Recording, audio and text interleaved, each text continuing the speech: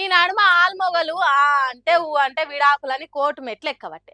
అరే లగ్గమై 6 నెలలు కూడా గడవదు. అప్పుడే సంసారంలో లొల్లిలైతున్నాయి. మాతోని కాదు కలిసుండుడు, విడిపోవుడే దీనికి మార్గం అనుకుంటా అర్థం పర్థం లేని తొవ్వల పోతురు. జీవితాంతం కలిసి నడవాలని 7 అడుగులేసినోళ్ళు చిన్న చిన్న వీటికి కూడా సర్దుబాటు చేసుకోకుండా ఇడిపోదామని ఇడుపు కాయిదాలకు అప్లై చేస్తురు.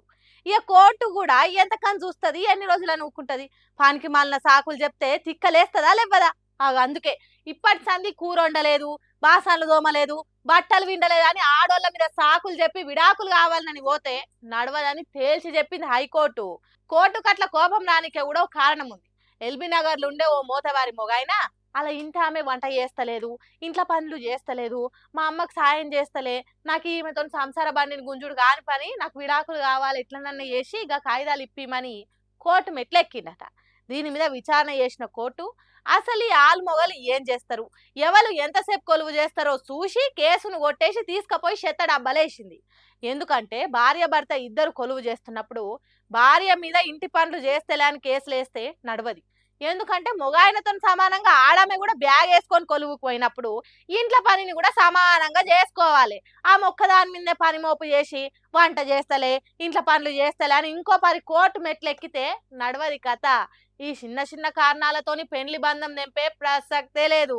ఏదన్నా బలమైన కారణం ఉండి విడాకులు రావాలంటేనే ఏళ్ళు గడుస్తాయి. అసోంటిది ఈ ఉప్పు కారణాలు తీసుకుపోయి ఇంటెనకల వారేమని ఆ మోత వారికి మొట్టికాయలు వేసి దోలిచ్చింది.